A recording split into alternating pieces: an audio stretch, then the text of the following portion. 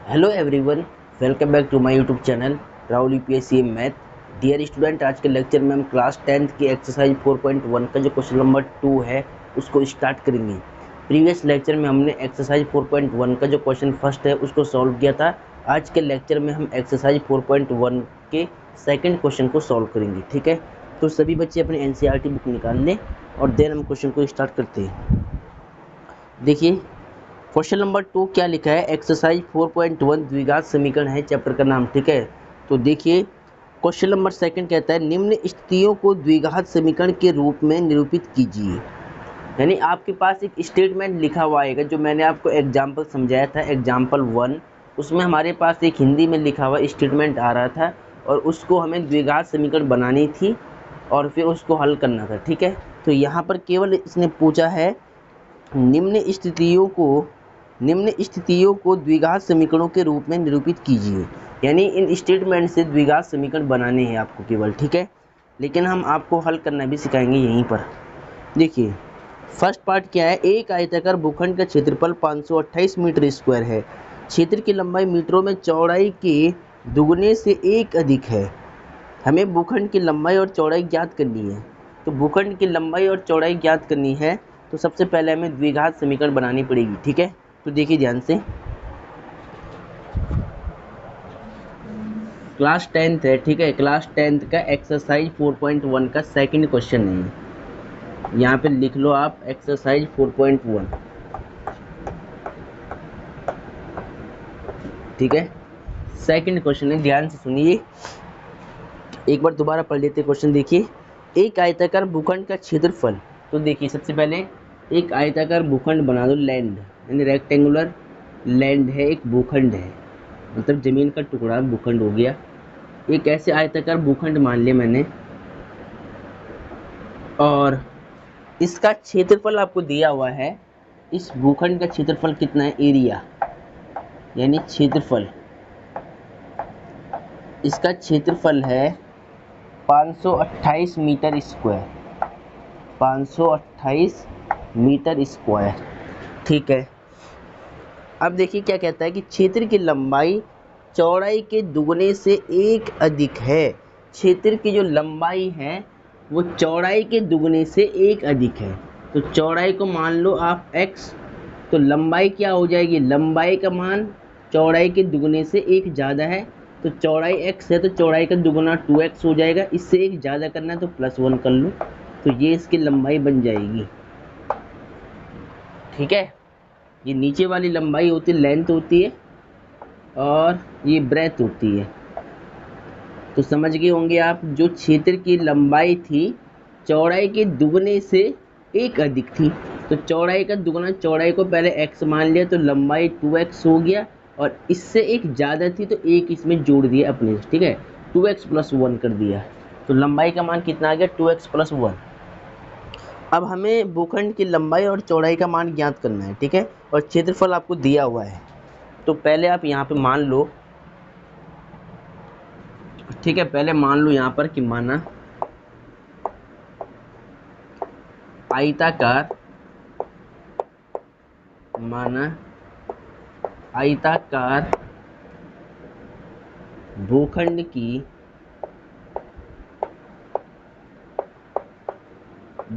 की चौड़ाई को आपने पहले क्या माना, x मान लिया। चौड़ाई यानी ब्रेथ b, इसको ब्रेथ बोलते हैं, तो शॉर्ट में b से डिनोट किया गया है। तो चौड़ाई b कितना हो जाएगा, x मीटर आपने मान लिया। इसीलिए आयताकार जो भूखंड है इसकी लंबाई चौड़ाई पे डिपेंड है। ठीक है, तो हमने क्या लिख दिया, आयताकार भूखंड की लंबाई क्या हो जाएगी। तो लंबाई के बारे में क्या कहा गया है कि लंबाई जो चौड़ाई है ना उसके दोगुने से एक ज़्यादा है। तो इसका दोगुना 2x हो गया, इसमें एक जोड़ लो आप, तो 2x + 1 मीटर की लंबाई होगी। अब चूंकि आपको क्या दिया है, आपको दिया है भूखंड का क्षेत्रफल, आप लिख सकते हैं यहाँ पर भूखंड का क्षेत्रफल। तो भूखंड का क्षेत्रफल आपको कितना दे रखा है, 528 मीटर स्क्वायर। ठीक है, अब ध्यान दीजिएगा, भूखंड क्या है, आयत के शेप का है, आयताकार भूखंड है। तो जब आयताकार भूखंड है तो इसका क्षेत्रफल क्या होगा, जो आयत का क्षेत्रफल होता है लंबाई गुणा चौड़ाई, ठीक है। तो यहाँ पर हम जो क्षेत्रफल यूज करेंगे लंबाई गुणा चौड़ाई, एल इंटू बी, शॉर्ट में क्या बोलते हैं, L into B, length into breadth. लंबाई इंटू चौड़ाई कितनी है, 528 के इक्वल है। तो एल की वैल्यू कितनी है, एल कितना है 2x प्लस 1 है,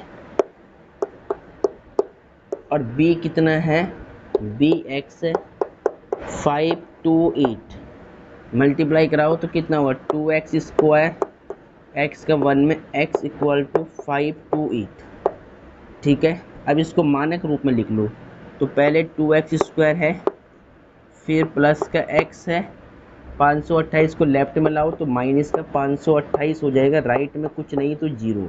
अब ये एक द्विघात समीकरण बन गया है। क्वेश्चन में तो केवल यही बोला था कि निम्न स्थितियों को द्विघात समीकरण के रूप में लिखिए, तो ये तो आपने लिख लिया, लेकिन एग्जाम में जो क्वेश्चन आएगा वो डायरेक्ट आपसे पूछेगा कि इसकी लंबाई और चौड़ाई भी ज्ञात करो, ठीक है। तो आपको इसको हल भी करना है, तो इसको हम आपको हल करना यहीं पर सिखाएंगे, ठीक है। गुणनखंड विधि आपने सीख रखी है, उससे ही इसको हल करेंगे। पहले देखिए कैसे करेंगे। गुणनखंड विधि में क्या होता है कि जो एक्स स्क्वायर का गुणांक होता है उसका हम लास्ट वाली संख्या से मल्टीप्लाई करते हैं सबसे पहले।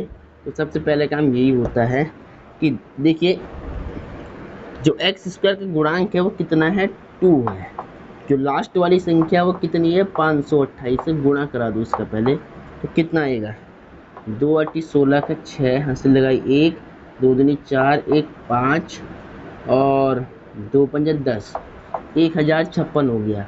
अब 1056 के आपको ऐसे फैक्टर निकालने हैं कि जिनको घटा करके एक मिलना चाहिए आपको, एक मात्र 1, ठीक है।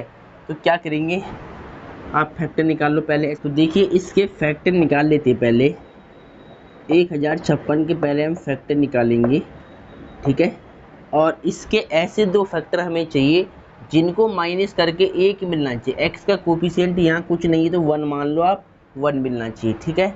तो पहले इसके फैक्टर निकालते हैं, 2 5 जा 10, फिर कितना होगा यानी 2 5 जा 10, 2 दूनी 4 बचा 1, 2 8 16, फिर 2 से करो, 2 दूनी 4, 2 6 12, 2 चौक 8, फिर 2 से होगा, 2 एकम 2, 2 3 6, 2 दूनी 4, फिर 2 से होगा, 2 6 12 बचेगा 1, 2 6 12, 2 3 6 और 2 3 6, ठीक है। फिर 33 कम 33 कर लो सीधा। देखिए अब देखिए ध्यान से, विषम संख्या वाले को हमने सीधे कर दिया, हालांकि ये पहले 3 से भी हो जाता लेकिन मैंने सीधा इससे ही कर दिया। देखिए क्यों किया है, पहले बात को ध्यान समझ लो। 2 दूनी 4 दूनी 8 दूनी 16 दूनी 32, तो यहाँ तक तो 32 हो रहा है, और एक यहाँ पर नंबर क्या हमारे पास 33 है। तो अगर 33 में से 32 घटाएंगे तो हमें कितना मिल जाएगा, 1 मिल जाएगा। 33 में से यदि अगर हम 32 को माइनस कर लेते हैं तो हमें 1 मिल जाएगा, और 33 गुणा 32 में 1056 मिल जाएगा। इसका मतलब क्या है, आपने देखा है कि यहाँ से यहाँ तक का फैक्टर का मल्टीप्लाई आ रहा है 32, ये है 33, तो माइनस कर लो 1 आपको मिल जाएगा, और हमें 1 चाहिए होता है बीच में, ठीक है। अब देखिए अगर इनका मल्टीप्लाई होगा तो आपको ये भी मिल जाएगा, क्योंकि ये नंबर इसी के फैक्टर है, ठीक है।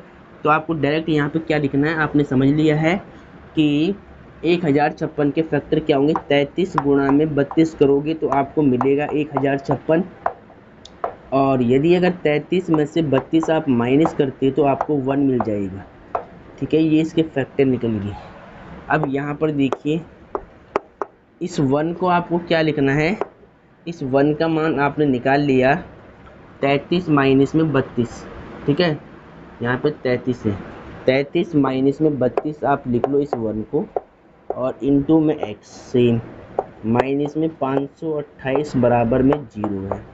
अब देखिए 2x स्क्वायर को सेम रख लो और x का मल्टीप्लाई करा लो, तो 33x plus minus minus 32x minus 528 बराबर में 0, ये हो गया। अब आपको जोड़े बनाने, पेयर बना के कॉमन लेना है। इन दो का पेयर बना दो और इन दो का पेयर बना दो, और इनसे कॉमन देखो क्या है। तो देखिए पहले इन दो में कॉमन क्या आएगा, केवल x कॉमन है, तो यहाँ से x कॉमन निकालो, तो यहाँ क्या बचेगा 2x, यहाँ पे 33 बच जाएगा 33। सेम जो नंबर यहाँ बचता है ना ब्रैकेट के अंदर, वही आपको थोड़ा दूरी पे रखना है सीधा, तो 2x प्लस में 33, ठीक है। अब देखिए कॉमन क्या है यहाँ पर वो देखना आपको, माइनस का सिंबल लगा तो माइनस को आपको सेम लगाना है। अब देखिए यहाँ पर आपको क्या लेना है कॉमन। देखिए ऐसा नंबर आप अपने माइंड में सोचो कि जो मैं यहाँ रखूँ और 2 से इंटू करने पे आपको 32 मिल जाए। तो 16 होता है वो नंबर 16, जैसे ही अगर मैं यहाँ पे 16 रखता हूँ, देखिए 16 दूनी 32 हो जाएगा और 16 गुणा में जो 33 होगा वो आपको क्या मिलेगा, 528 मिल जाएगा। गुणा करके आप चेक कर लेना बिल्कुल, ठीक है। अब देखिए ध्यान से, ट्रिक मैंने आपको समझा लिया है। देखिए यहाँ 2 लिखा था, अब यहाँ पर मुझे एक नंबर ऐसे चाहिए होगा जिसका 2 से गुणा करने के बाद ऊपर आकर के 32 मिलना चाहिए, आपको मल्टीप्लाई करा के आपको 32 मिलना चाहिए, ऊपर का नंबर मिलना चाहिए होता है। तो 16 दूनी 32 हो जाएगा, ठीक है। तो अब देखिए ये नंबर सेम हो गया है, ये फैक्टर सेम है, इसको कॉमन निकालो, 2x प्लस में 33 और इस x और इस 16 को अलग ब्रैकेट में लिख लो, x माइनस में 16 इक्वल टू 0, ठीक है। एक बार इस फैक्टर को 0 के इक्वल रखेंगे, एक बार इस फैक्टर को 0 के इक्वल रखेंगे, यहाँ से x की वैल्यू हम निकालेंगे, ठीक है। तो यहाँ तक आपने नोट कर लिया होगा, इसको पहले जल्दी से नोट कर ले, ठीक है। तो ये आपने नोट कर लिया होगा, यहाँ पर इसको मैं सॉल्व करता हूँ। अब देखिए एक बार देखिए 2x प्लस 33 इस फैक्टर को 0 के इक्वल कर लो, और एक बार जो दूसरा फैक्टर है x माइनस में 16 इसको 0 के इक्वल कर लो, ठीक है। तो 2x सेम रहेगा, 33 उधर जाएगा तो माइनस का 33 हो जाएगा, और x की वैल्यू कितनी आएगी, माइनस 33/2। अब आपको मालूम है x क्या है, x लेंथ है, लंबाई चौड़ाई है x, ठीक है। तो x जो लेंथ होती है वो कभी भी नेगेटिव नहीं हो सकती और नहीं ही भिन्न में हो सकती है, ठीक है। तो ये नॉट यानी निगलेक्ट, इस मान को हम नहीं लेंगे, डिस्कार्ड, ठीक है। ये मान क्या हो जाएगा, अमान्य हो जाएगा। यहाँ आप हिंदी में क्या लिखेंगे, अमान्य, इंग्लिश में निगलेक्ट। चलो अब यहाँ से आपको एक वैल्यू मिलेगी, देखिए x इक्वल टू प्लस का 16 हो जाएगा, और मीटर में था तो मीटर लिख लो, यानी जो चौड़ाई होगी वो आपकी 16 मीटर होगी। अब आपको लंबाई चाहिए होगी, तो आप पहले तो यहाँ पर लिख लो कि इसी, चूँकि ये लिखो यहाँ पर, अतः जो चौड़ाई को आपने क्या माना है, चौड़ाई, ठीक है, चौड़ाई को आपने माना है b ब्रेथ, और b था x, और x का मान कितना है, 16 मीटर, और तथा लंबाई लेंथ को आपने क्या माना, l, और l की वैल्यू कितनी थी आपके पास, 2x प्लस में 1 था, ठीक है। x का मान रख लो, अब यहाँ पर x का मान कितना निकाला, 16 प्लस में 1, तो 16 दूनी 32, ठीक है। 16 दूनी 32 प्लस में 1 कितना हुआ, 33 मीटर हो जाएगा। अब आप बात समझ गए होंगी कि इस आयताकार भूखंड की जो लंबाई होगी वो होगी 33 मीटर, और जो चौड़ाई होगी वो होगी 16 मीटर, ठीक है। तो आपने बात समझ लिया है। इसको सॉल्व करने का जो सीक्वेंस रहेगा वो ये रहेगा बिल्कुल। सबसे पहले आपको इसकी चौड़ाई को x मानना है। अब जो चौड़ाई है, जो लंबाई है वो चौड़ाई के दुगने से एक ज़्यादा थी, तो वो आपने क्या किया, चौड़ाई का दुगना 2x किया, फिर 1 जोड़ा, वो आपको मिल गई, ठीक है, लंबाई मिल गई। फिर आपने क्षेत्रफल आपको दिया हुआ था, तो क्षेत्रफल दिया है तो क्षेत्रफल का ही सूत्र आपको यूज करना है, यहाँ से समीकरण बन जाएगी, और इसको सॉल्व करके आपको x की वैल्यू निकालनी है, यानी लंबाई और चौड़ाई फाइंड करनी है, ठीक है। तो पहले इसको नोट कर ले। क्वेश्चन नंबर 2 का सेकंड पार्ट को ध्यान से देखिए। दो क्रमागत धनात्मक पूर्णांकों का गुणनफल 306 है, ठीक है। दो क्रमागत धनात्मक पूर्णांकों का गुणनफल 306 है, हमें पूर्णांकों को ज्ञात करना है। तो देखिए क्वेश्चन लिखा है कि दो क्रमागत धनात्मक पूर्णांकों का योग 306 है, आपको पूर्णांक बताने क्या होंगे वो, ठीक है। तो सबसे पहले एक को x मानेंगे और दूसरा x प्लस 1 होगा, ठीक है। अब एक बात आपको समझनी है कि जो क्रमागत शब्द लिखा है, क्रमागत का मतलब क्या होता है, इंग्लिश में क्या बोलते हैं, कॉन्जिक्यूटिव। तो देखिए इसका मतलब क्या होता है कि लगातार आने वाले पूर्णांक। मान लिया एक पूर्णांक मेरे पास x है, तो दूसरा क्या होगा, x प्लस में 1 होगा, फिर तीसरा क्या होगा, x प्लस में 2 होगा, फिर चौथा क्या होगा, x प्लस में 3 हो जाएगा, यानी ये होते क्रमागत पूर्णांक। कैसे मान लिया, अगर x का मान 0 है तो यहाँ पे 0 आप रखोगे तो 0, फिर यहाँ रखो 0 1 मिलेगा, फिर यहाँ रखो 0 2 मिलेगा, यानी 1 2 3 ऐसे सीक्वेंस में मिलता जाएगा। तो यही होते हैं क्रमागत पूर्णांक। ठीक है, तो ये आपने समझ लिए, क्रमागत पूर्णांक मतलब लगातार आने वाली संख्याएं। तो अब देखिए, सबसे पहले क्वेश्चन में कहा है कि दो क्रमागत धन पूर्णांकों का गुणनफल 306 है, हमें पूर्णांकों को ज्ञात करना है। तो सबसे पहले आप मान लो क्वेश्चन नंबर 2 का second part is very very and most important. Board exam में सीधा ही पूछ लेता है पूर्णांक बताओ, तो कई बार रिपीट है। तो पहले आप मान लो कि माना दो पूर्णांक है, तो माना पहला पूर्णांक, पहला धन पूर्णांक, हमने मान लिया कि पहला धन पूर्णांक यानी प्लस वाली जो इंटीजर है, प्लस वाला इंटीजर को x मान लिया, तथा दूसरा क्रमागत धन पूर्णांक, क्रमागत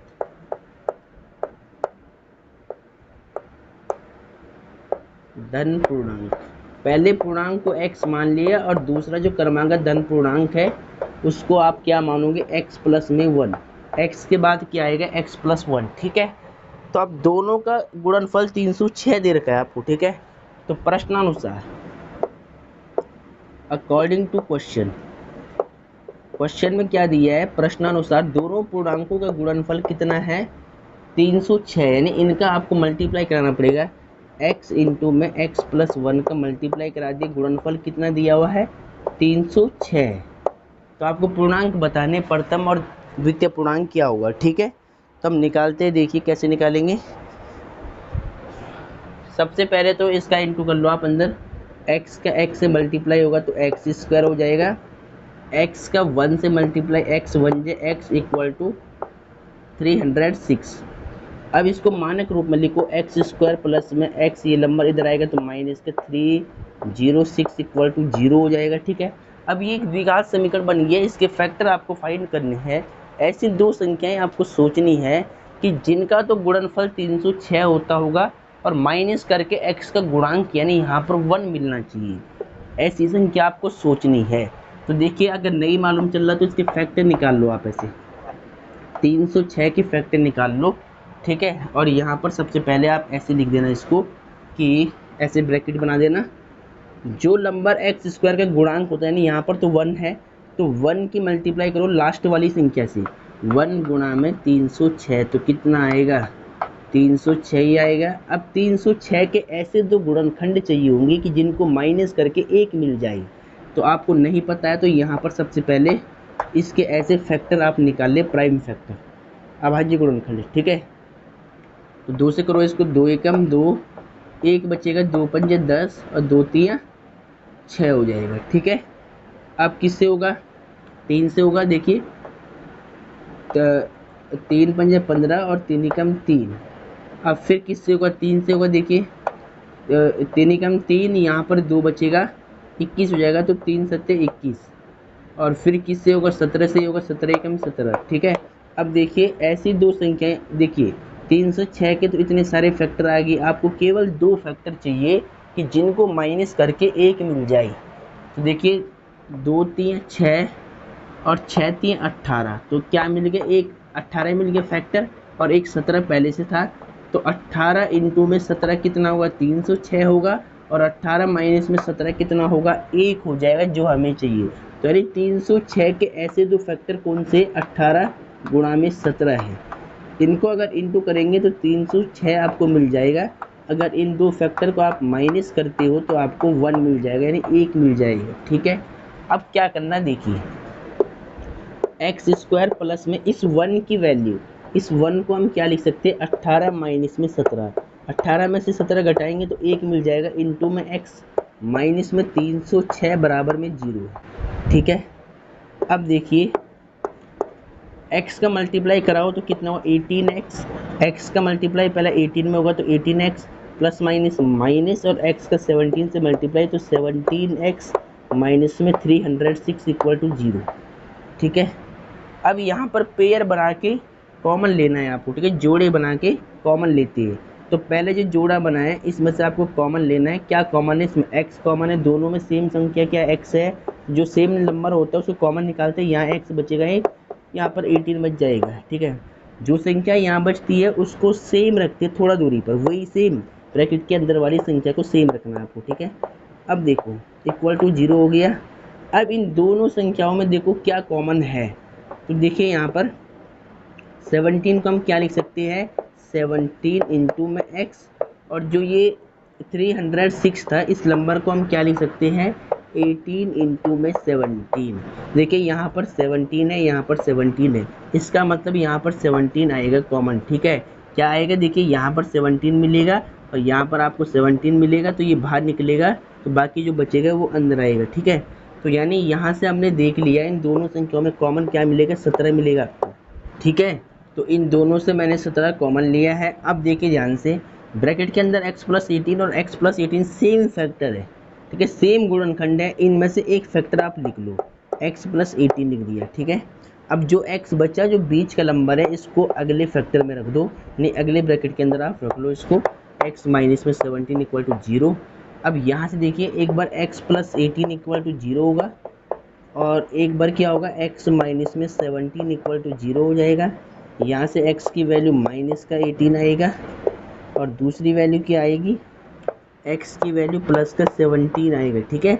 अब देखिए आपको क्या बोला था कि धन पूर्णांक बताने, यानी प्लस वाली संख्याएं आपको बताना है, लेकिन ये x की वैल्यू तो माइनस में नेगेटिव आ रहा है, तो ये अमान्य हो जाएगा, ठीक है। हमसे प्लस वाले पूर्णांक पूछे गए, धन पूर्णांक पूछे गए, ठीक है, इसलिए हम माइनस वाला जो पूर्णांक है उसको छोड़ देंगे, ठीक है। ये हमारे लिए क्या अमान्य है, तो ये आपको लेना पड़ेगा, ये right value x equal to 17 है, ठीक है।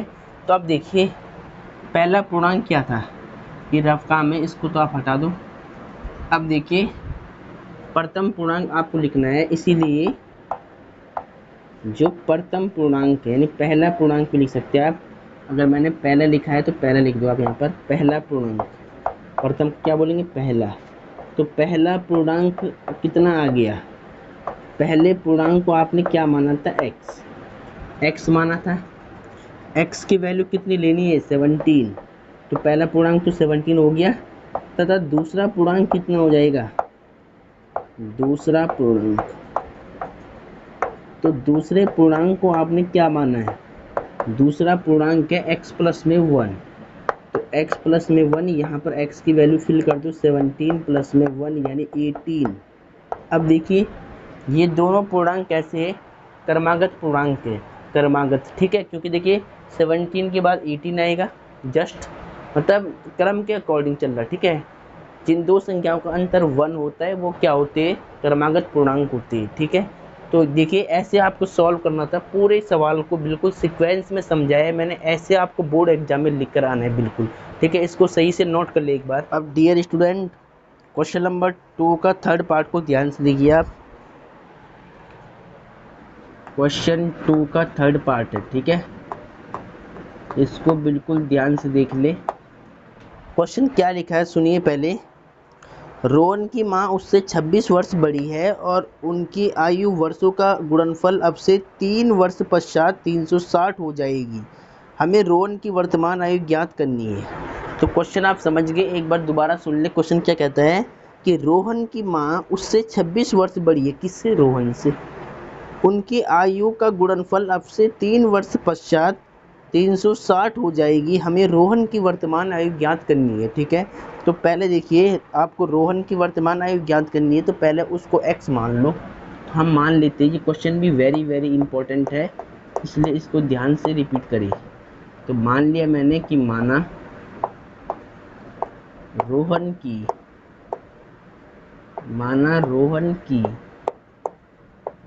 वर्तमान आयु, हमें रोहन की वर्तमान आयु बतानी है, तो हमें नहीं पता क्या होगा, हमने मान लिया कि माना रोहन की वर्तमान आयु इक्वल टू x वर्ष, x मान लिया, ठीक है। अब देखिए सवाल में क्या लिखा गया है, दोबारा सुनिए, रोहन की माँ उससे 26 वर्ष बड़ी है, किससे, रोहन से। अगर रोहन की x वर्ष है तो रोहन की माँ की कितनी होगी, क्योंकि माँ क्या है, रोहन से 26 वर्ष बड़ी है, तो x प्लस 26 हो जाएगा, तो यहाँ आपको क्या लिखना है, चूंकि रोहन की माँ की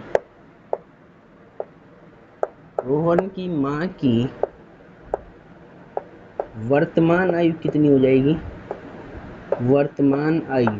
देखिए ध्यान से, क्वेश्चन में क्या लिखा है कि अगर रोहन की आयु आपने x मान लिया, तो रोहन की जो माँ है वो रोहन से 26 वर्ष बड़ी है, तो रोहन x है और रोहन की माँ रोहन से 26 वर्ष बड़ी है, तो 26 को आपको ऐड करना पड़ेगा और यहाँ लिखना पड़ेगा वर्ष। ठीक है, तो रोहन की अगर वर्तमान आयु x है तो माँ की कितनी होगी, x प्लस में 26 हो जाएगी, क्योंकि जो रोहन की माँ है वो रोहन से 26 वर्ष बड़ी है। ठीक है, इसीलिए ऐड कर लिया। अब आगे देखिए, अब क्या लिखा है कि उनकी आयु का गुणनफल अब से 3 वर्ष पश्चात, उनकी आयु का जो गुणनफल है वो आज से 3 वर्ष बाद, तो पहले 3 वर्ष बाद की एज निकालनी पड़ेगी दोनों की। ठीक है, तो यहाँ पर क्या लिखेंगे, प्रश्नानुसार, अकॉर्डिंग टू क्वेश्चन, प्रश्नानुसार। ठीक है, देखिए ध्यान से, क्वेश्चन इंपॉर्टेंट है। अभी क्या है, रोहन की आयु x वर्ष है, तो 3 वर्ष बाद कितनी होगी, x प्लस में 3 होगी, यानी 3 बढ़ जाएगी, तो ऐड कर लिया। फिर इनका गुणनफल दिया तो बीच में गुणा लगाना है। ठीक है, फिर रोहन की माँ अभी क्या है, x प्लस 26 वर्ष की है, तो 3 वर्ष बाद कितने की हो जाएगी, तो x प्लस 26 प्लस 3 जोड़ दो, 3 ऐड करना पड़ेगा। अगर वर्तमान आयु ये है और 3 वर्ष बाद की निकालें तो इस संख्या में आपको 3 और ऐड करना पड़ेगा, और इनका गुणनफल कितना दिया है, दोनों का मिला करके 3 वर्ष बाद का इनका गुणनफल दिया हुआ है 360। ठीक है, 360 हो जाता है। ठीक है, क्वेश्चन में क्या लिखा था, दोबारा एक बार सुन लीजिएगा। देखिए क्वेश्चन ने बोला था कि उनकी आयु का गुणनफल अब से 3 वर्ष पश्चात 360 हो जाएगी। तो देखिए, पहले रोहन की x थी, माँ की x प्लस 26 हो गया, अब 3 वर्ष बाद उनकी आयु का जो गुणनफल है वो 360 है। कितना है, 360 है। तो क्या किया, पहले x में 3 जोड़ा, फिर इस माँ की जो आयु है उसमें 3 जोड़ दिया, तो दोनों की आयु क्या आ गई, 3 वर्ष पश्चात की हो गया। अब इनका गुणनफल पूछ रहा तो बीच में गुणा कर लिया, और इन दोनों का गुणनफल कितना मिलता है, 360 मिलता है, तो इक्वल में 360। अब यहाँ से समीकरण बन जाएगी और रोहन की माँ की आयु हम ज्ञात कर लेंगे। ठीक है, तो पहले इसको सॉल्व करते थोड़ा सा। x प्लस में 3 को एज इट इज रखो। देखिए x तो सेम रहेगा, जो नंबर है वो ऐड हो जाएंगे, तो 26 में 3 जोड़ो तो 29 इक्वल टू 360।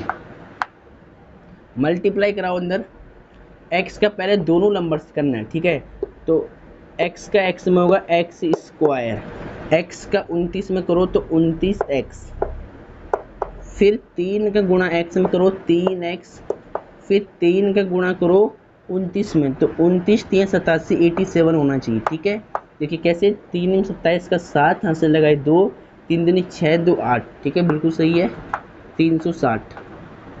अब देखिए एक्स स्क्वायर को सेम रख लो, इनको ऐड करा दो आप। ठीक है, तो 29 और 3 कितना होता है, 32, 32x हो गया 87, और जो 360 है इसको लेफ्ट में लाओ तो माइनस का 360 हो जाएगा, इक्वल में 0 बच जाएगा। ठीक है, अब एक्स स्क्वायर प्लस में 32x, ठीक है, इनको माइनस करना है। ठीक है, तो कितना आएगा, 273 आएगा, माइनस का 10 में से जाएगा 7 तो 3 बचेगा, 5 में से 15 में से जाएगा 8, तो कितना 7 बचेगा, और यहाँ पे 2 बच जाएगा, यानी 273 किसका बचेगा, माइनस का, माइनस की वैल्यू बड़ी तो यहाँ पर माइनस आएगा, इक्वल टू 0। तो देखिए ये आपने एक द्विघात समीकरण बना दिया है, अब आपको इसको हल करना पड़ेगा। ठीक है, सवाल में तो केवल द्विघात समीकरण पूछा है, लेकिन बोर्ड एग्जाम में ये हल करने के लिए आएगा। तो ये आपने द्विघात समीकरण निकाल ली है, अब इसको हम फैक्टराइज से सॉल्व करेंगे। ठीक है, तो सॉल्व करने के लिए देखिए आपको ऐसी दो संख्याएँ चाहिए जिनका गुणनफल 273 होता हो और माइनस करके 32 मिलता हो। ठीक है, तो निकाल के देखते हैं कैसे करेंगे। सबसे पहले आपको ऐसे एक ब्रैकेट बना देना है। ठीक है, जो एक्स स्क्वायर का गुणांक यहाँ पर कितना है, 1 है, तो 1 का मल्टीप्लाई लास्ट वाली संख्या से करनी पड़ेगी। 1 इंटू में 273 मल्टीप्लाई कराओ तो कितना आएगा, 273 आएगा। ठीक है, अब 273 के ऐसे दो फैक्टर आपको चाहिए, गुणनखंड चाहिए कि माइनस करके 32 मिलना चाहिए आपको।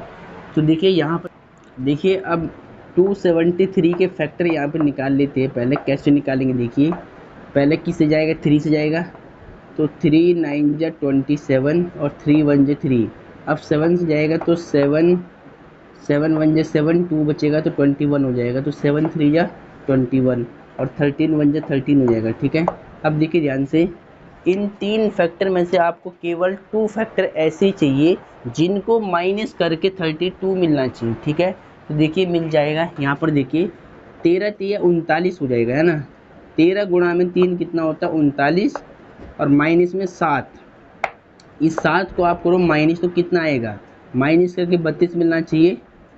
तो 9 में से 7 जाएगा 2, 3 का 3 32 भी मिल गया। ठीक है, तो देखिए इन 3 फैक्टर के हमने केवल 2 फैक्टर बनाए कैसे भी करके, और ऐसे फैक्टर बनाए कि जिनको माइनस करके 32 मिलना चाहिए। तो वो फैक्टर होंगे वो क्या होंगे, 39, एक तो 39 हो गया था, एक 7 हो गया था। ठीक है, तो 39 इंटू में 7 कितना होगा, यानी 7। 39 गुणा में 7 कितना होगा, 273, और 39 में से अगर मैं 7 घटाऊंगा तो मुझे 32 मिल जाएगा, क्योंकि मुझे यही नंबर चाहिए था। ठीक है, अब देखिए यहाँ पर एक्स स्क्वायर प्लस में, देखिए 32 है ना, इस 32 को हम क्या लिख सकते हैं, 39 माइनस 7। 39 में से अगर 7 घटाएंगे तो 32 मिल जाएगा, और गुणा में एक्स है, और माइनस में 273 इक्वल टू 0। ठीक है, अब एक्स स्क्वायर प्लस एक्स का मल्टीप्लाई कराओ तो कितना होगा, 39x plus minus minus 7x minus में 273 इक्वल टू 0। ठीक है, अब देखिए, अब आपको जोड़े बना के कॉमन लेनी है, तो इन दोनों में कॉमन क्या आएगा, इन दोनों में x कॉमन आएगा, तो यहाँ पर एक x बचेगा, यहाँ पर 39 बच जाएगा। ठीक है, जो फैक्टर यहाँ पर बचता है वही हमें थोड़ा दूरी पर रखना होता है, x प्लस में 39 इक्वल टू 0। ठीक है, अब देखिए इन दोनों नंबर में क्या कॉमन आएगा, 7 कॉमन आएगा, तो यहाँ पर माइनस, तो माइनस है, यहाँ से 7 कॉमन निकाल लो आप, 7 की आप इंटू कर लो अंदर, तो आपको ये मिल जाएगा पूरा। ठीक है, 7x और 7 39 कितना हुआ, 273 हो जाएगा मल्टीप्लाई से। तो अब देखिए ये फैक्टर दोनों में सेम आ गया, तो x प्लस में 39 को कॉमन निकाल लो, तो यहाँ पर x बचेगा, यहाँ पर 7 बचेगा, तो x माइनस में 7 लिखूँ अगले ब्रैकेट में, इक्वल में 0। ठीक है, अब यहाँ से आपको फैक्टर निकालने, देखिए एक बार x प्लस 39 बराबर 0 कर लो, और एक बार यहाँ पर x माइनस 7 बराबर 0 कर लो। ठीक है, तो x की वैल्यू कितनी आएगी, माइनस का 39 आएगा, और x का मान यहाँ से प्लस का 7 आ जाएगा। ठीक है, अब देखिए ये x हमने आयु को माना था, और आयु कभी भी नेगेटिव नहीं होती है, माइनस में नहीं होती आयु। ठीक है, तो ये माइनस वाली वैल्यू अमान्य हो जाएगी, निगलेक्ट हो जाएगी अमान्य, तो x का मान आपको क्या लेना पड़ेगा, 7 लेना पड़ेगा। और आपसे सवाल ने क्या पूछा है कि रोहन की वर्तमान आयु ज्ञात कीजिए, क्या पूछा है, रोहन की वर्तमान आयु ज्ञात करनी है, तो आपको केवल रोहन की आयु बतानी है, तो रोहन की आयु कितनी होगी, 7 वर्ष हो जाएगा। ठीक है, अब आपको कैसे लिखना है, पहले तो आपने इसको नोट कर लिया होगा। ठीक है, इसको रफ कर लेते हैं। पहले आपसे केवल रोहन की वर्तमान आयु पूछी गई है, तो आपको यहाँ पे क्या लिखना है, अतः लास्ट में, अतः रोहन की वर्तमान आयु, रोहन की वर्तमान आयु, ठीक है, रोहन की वर्तमान आयु, ये x वर्ष आपने मानी थी, और x का मान रख दो, कितना आया, 7। तो ये रोहन की जो वर्तमान आयु होगी वो 7 वर्ष है, कितनी है, 7 वर्ष है। तो डियर स्टूडेंट, आपको समझ में आ गया होगा कि ये क्वेश्चन हमें कैसे सॉल्व करना है। ठीक है, ये क्वेश्चन वेरी वेरी इंपॉर्टेंट है, इस क्वेश्चन को सही से आप अपनी फेयर कॉपी में नोट करिए। अब डियर स्टूडेंट, एक्सरसाइज 4.1 के क्वेश्चन नंबर 2 का 4th पार्ट को ध्यान से देखिए, ये पार्ट भी वेरी वेरी इंपॉर्टेंट है। देखिए क्वेश्चन क्या कहता है, एक रेलगाड़ी 480 किलोमीटर की दूरी समान चाल से तय करती है, यदि इसकी चाल 8 किलोमीटर प्रति घंटा कम होती है तो वह उसी दूरी को तय करने में 3 घंटे अधिक लेती है। ठीक है, तो हमें रेलगाड़ी की चाल ज्ञात करनी है। तो क्वेश्चन वेरी वेरी इंपॉर्टेंट है, बोर्ड एग्जाम में ऐसे क्वेश्चन आ जाता है। ठीक है, तो ये क्वेश्चन क्या है, वेरी वेरी इंपॉर्टेंट है। तो एक्सरसाइज 4.1 के क्वेश्चन नंबर 2 का 4th पार्ट है। ठीक है, इस पर लिख लो very very and most important. तो देखिए सबसे पहले क्वेश्चन में मैंने देखिए क्या दिया, एक रेलगाड़ी है, तो मान लिया ये एक रास्ता है, यानी ये एक पाथ है, पाथ जिस पर रेलगाड़ी को चलना है, ठीक है। मान लिया ए बी एक पॉइंट मान लिया हमने, ठीक है। अब देखिए ए और बी के बीच की दूरी हमने क्या मान ली है, कितना दिया हुआ है, 480 किलोमीटर है, 480 किलोमीटर की दूरी है। ए और बी के बीच कितनी है, 480 किलोमीटर की दूरी है। अब मान लिया ये रेलगाड़ी है, ठीक है, ये मान लिया हमने रेलगाड़ी का सिंबल है, रेलगाड़ी चल रही है, ठीक है। तो रेलगाड़ी की चाल को हमने मान लिया x किलोमीटर प्रति घंटा, ठीक है। और जो ए से बी का जो समय है ना, इनके बीच का जो समय अंतराल है उसको मान लिया मैंने t1। इतनी बात समझ में आ गया कि मान लिया केस फर्स्ट में कि रेलगाड़ी की जो दूरी है वो समान है, मतलब एक समान दूरी तय करती है, तो यानी 480 किलोमीटर इसकी क्या है, दूरी, डिस्टेंस है। स्पीड को हमने क्या मान लिया, x किलोमीटर पर आवर मान लिया, और ए से बी तक जाने में जो समय लिया वो t1 मान लिया। तो पहले आप लिखो यहाँ पर, माना रेलगाड़ी की चाल, रेलगाड़ी की चाल पूछ रहा हमसे, तो हमने मान लिया कि माना रेलगाड़ी की चाल। तो रेलगाड़ी की चाल को हमने कितना मान लिया, x किलोमीटर पर आवर मान लिया, प्रति घंटा मतलब, ठीक है, x किलोमीटर प्रति घंटा मान लिया। अब देखिए यहाँ पर आपको क्या लिखना है, केस फर्स्ट, दो केस बनेंगे और ऐसे ही आपको सेम लिखना है एग्जाम में भी, ठीक है। केस फर्स्ट, यहाँ पर भी आप लिख सकते हैं केस फर्स्ट, ये केस फर्स्ट का डायग्राम है, ठीक है। देखिए ध्यान से, केस फर्स्ट में मैंने क्या किया, सवाल में क्या बोला था कि एक रेलगाड़ी 480 किलोमीटर की दूरी समान चाल से तय करती है, ठीक है। तो मान लिया कि एक स्थान ए और बी है, तो ए और बी के बीच की दूरी 480 किलोमीटर हो गया। जो रेलगाड़ी है ये, इस रेलगाड़ी की चाल मान लिया x किलोमीटर पर आवर, और ए से बी तक जाने में जो समय लगा वो t1 मान लिया। अब आपने एक सूत्र पढ़ा था कि चाल बराबर दूरी बटे समय, क्या पढ़ा था, चाल बराबर क्या होता है, दूरी बटे समय होता है। तो ये था चाल निकालने का फॉर्मूला, स्पीड निकालने का फॉर्मूला था कि चाल इक्वल टू दूरी बटे समय होता है। अगर समय निकालना हो, अगर समय का फॉर्मूला आपको चाहिए हो, तो समय यहाँ पर आएगा, चाल यहाँ पर जाएगा क्रॉस मल्टीप्लाई से, तो दूरी बटे चाल हो जाएगा। समय का फॉर्मूला क्या हो जाएगा, दूरी बटे चाल हो जाएगा, ठीक है। अब देखिए जो केस फर्स्ट है, केस फर्स्ट में आपने चाल कितनी मानी है, आप यहाँ लिख सकते हैं, केस फर्स्ट के लिए आपने चाल माना है x किलोमीटर पर आवर प्रति घंटा। दूरी कितनी है, देखिए दूरी कितना दे रखा है, ए से बी की दूरी क्या है, 480 किलोमीटर है, तो वो आपने दूरी को लिख दिया है, डिस्टेंस लिख दिया है। अब जो समय माना आपने ए से बी का समय क्या माना, ए से बी का समय आपको निकालना है। तो समय कैसे निकालेंगे, देखिए चूँकि समय क्या होता है, समय बराबर दूरी बटे चाल होता है फॉर्मूला।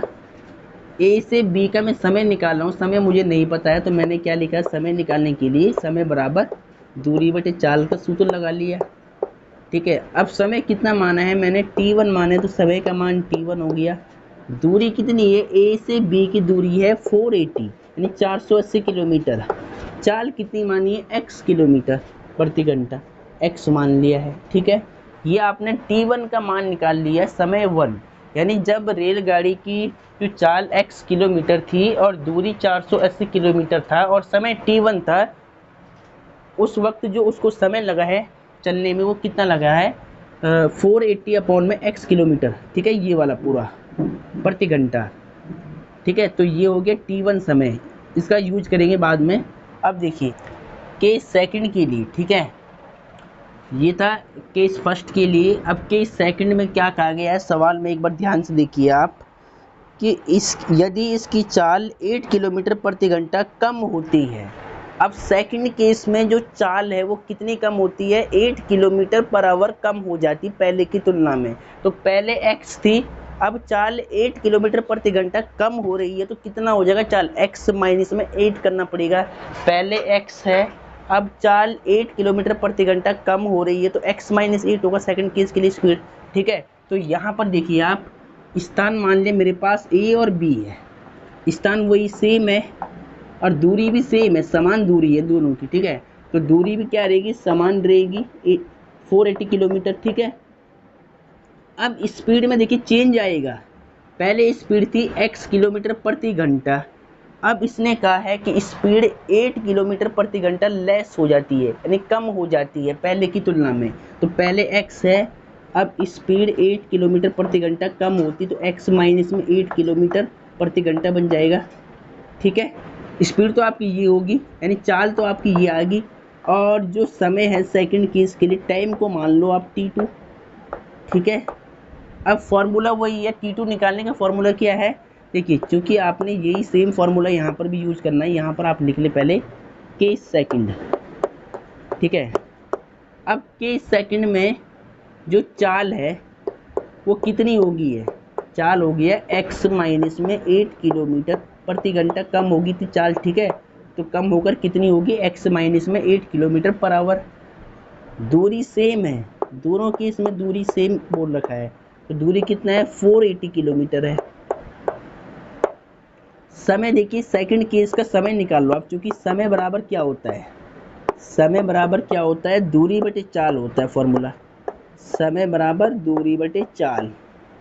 अब समय को आपने t2 मान लिया, दूरी कितनी है 480 किलोमीटर है, चाल कितनी होगी थी सेकंड केस में, x माइनस में 8, ठीक है।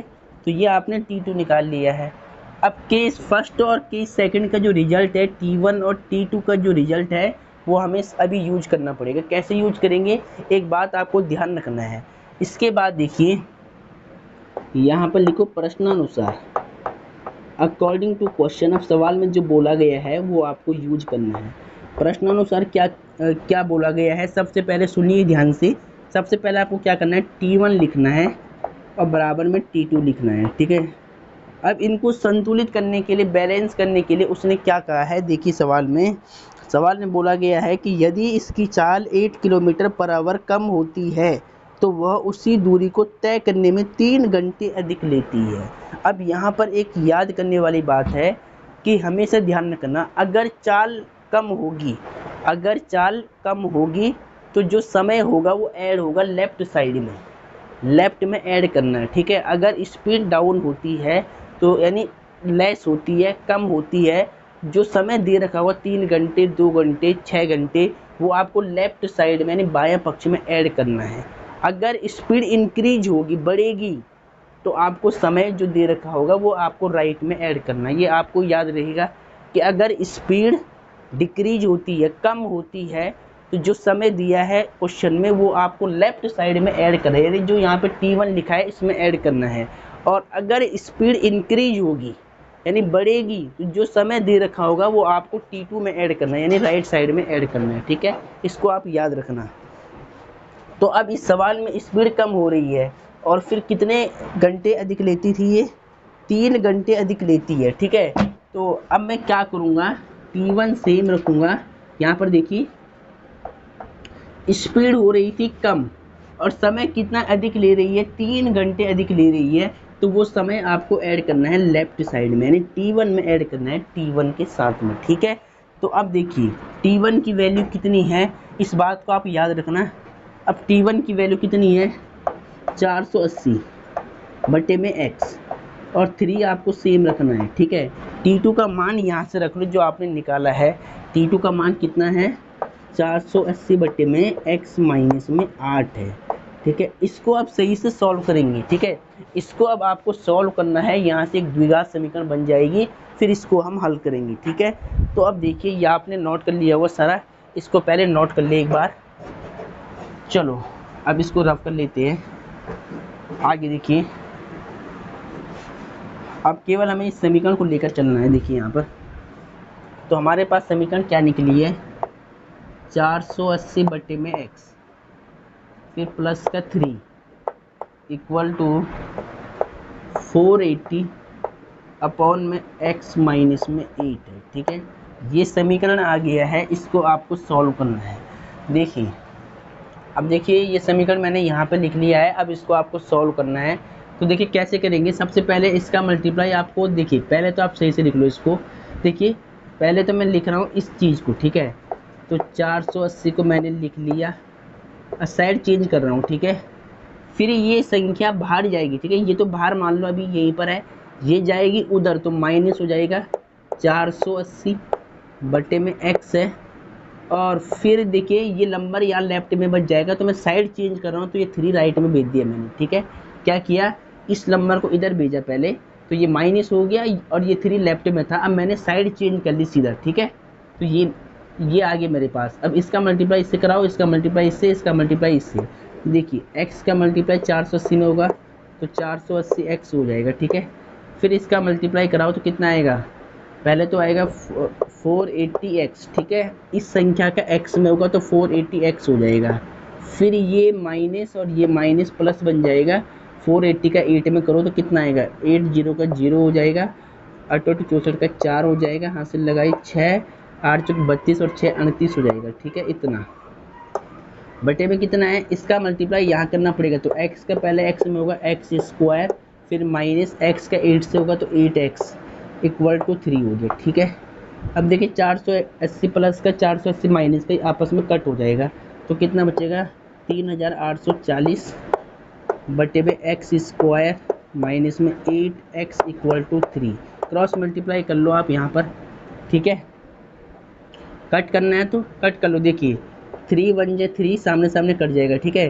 तो 3 1 जे 3 हो गया और 3 1 जे 3 और 3 2 जा 6 हो गया, यहाँ से 2 कैरी और 2 कैरी है, और 3 8 जा 24 और 0 की 0, ठीक है। देखिए मैंने क्या किया, 3 एकम 3 3 एकम 3 3 दूनी 6 2 बचा, 3 अटी 24 और 0 की 0। तो अब क्या बचा 1280 बटे में एक्स स्क्वायर माइनस में 8x बराबर में 1/1। क्रॉस मल्टीप्लाई कर लो, एक्स स्क्वायर माइनस में 8x बराबर, इसका मल्टीप्लाई इसे करो तो 1280 हो जाएगा। फिर एक्स स्क्वायर माइनस में 8x, 1280 लेफ्ट में लाओ तो माइनस का 1280 बराबर में 0 हो गया, ठीक है।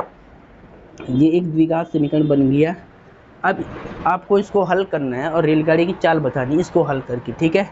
तो इसको हल करते पहले आप इसको यहाँ तक नोट कर ले। तो डियर स्टूडेंट ये आपने नोट कर लिया होगा।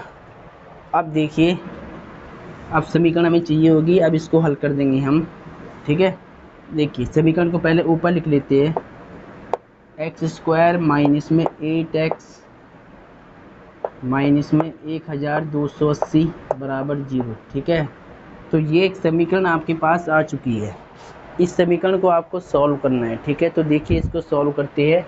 सबसे पहले क्या होता है कि जो एक्स स्क्वायर का कोफिशिएंट होता है उसका मल्टीप्लाई लास्ट वाले नंबर से करते हैं ऐसे, ठीक है। तो 1 इंटू में 1280, इसका मल्टीप्लाई कराओ तो कितना आएगा 1280 ही आएगा।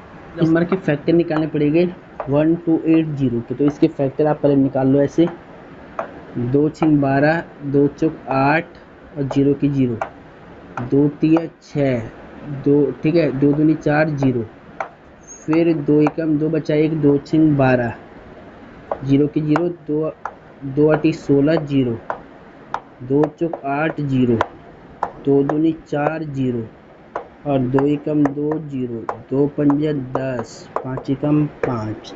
अब देखिए इन फैक्टर में से आपको केवल 2 फैक्टर चाहिए जिनको माइनस करके 8 मिलता हो, ठीक है। 5 दूनी 10, 10 दूनी 20, 20 दूनी 40, तो यहाँ से यहाँ तक तो 40 हो गया। अब यहाँ देखो 2 दूनी 4 दूनी 8 दूनी 16 दूनी 32, तो यहाँ से यहाँ तक कितना हो रहा है 32 हो रहा है, ठीक है। अब देखिए और यहाँ से यहाँ तक मल्टीप्लाई करा के 40 हुआ।